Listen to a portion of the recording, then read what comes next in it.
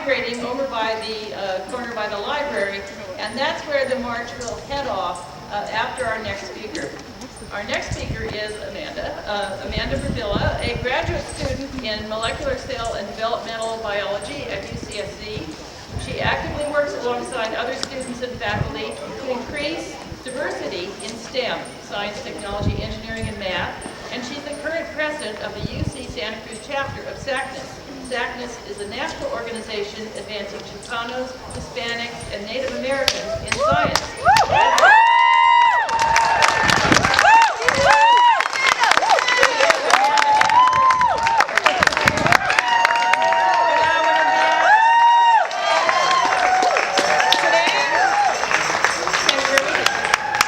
Today, I stand here in front of you representing UCSC, science, SACNAS, and diversity.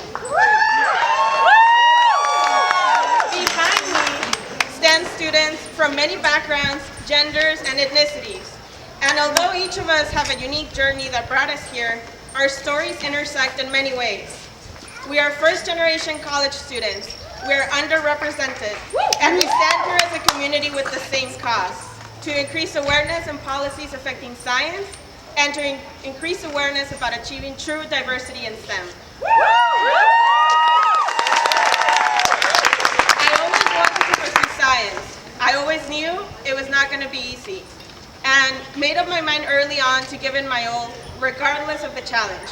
Little did I know that my academic acumen or scientific curiosity would be often overshadowed by challenges rooted in being different, because others did not share my experience, because I was the minority, because I was underrepresented, because there is lack of diversity in STEM. I grew up in Tijuana, Mexico, a dynamic border city known, among other things, as a binational melting pot and the epicenter of many U.S.-Mexico policies like immigration, manufacturing, and trade. Upon graduating high school, I too decided to pursue the American dream. This pursuit would start by earning my bachelor's degree from a university in the United States. I lived at home while earning my degree. Yes, this means that I crossed the San Diego-Tijuana international border to attend school.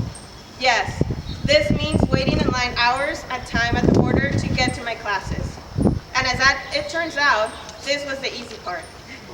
As it happens with many underrepresented students, I struggled with cultural shock and faced many challenges that made me feel like I didn't belong.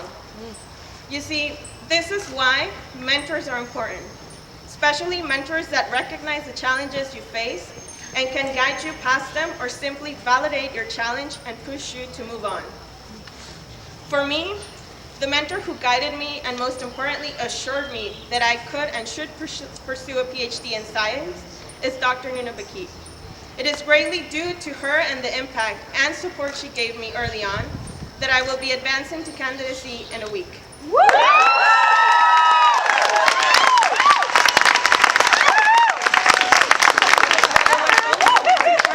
That told me, who sadly assured me that this was only the beginning of the challenges I would face, but would learn to overcome and move past them. It is because of the amazing mentors that I've had that have been part of my life, both male, female, Hispanic, Black, and white, that I am standing here today. It is through our stories, our experiences, our uniqueness, and our cultures that underrepresented minority students can bring different ideas to move science forward. We don't all view the same problems the same way. Science is not biased, it's a fact.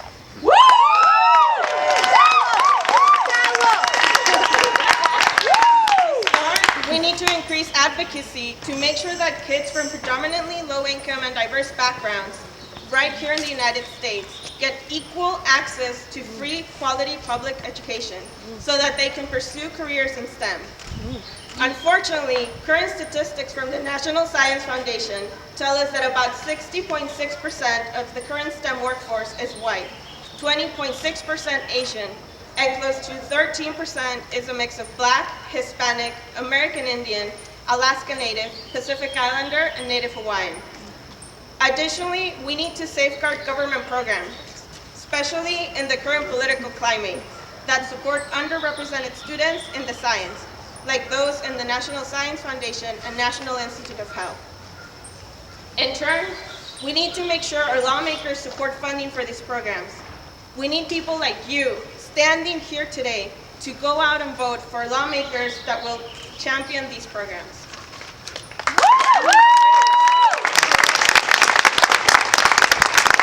Change is possible, and it's hopeful.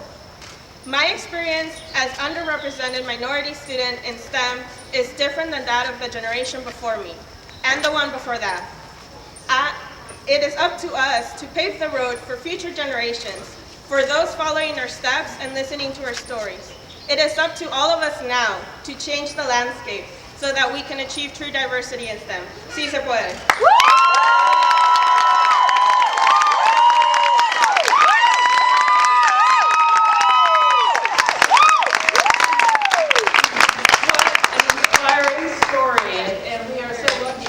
Congratulations, Amanda. We're so lucky that SACNAS is here, based in our community, and what an important message for the whole country. I just want to say finally that we're very pleased as the City of Santa Cruz that the march is kicking off from our City Hall. We have a strong record in scientific integrity and in environmental protection, an early sponsor of the Monterey Bay National Marine Sanctuary. The city has an adopted climate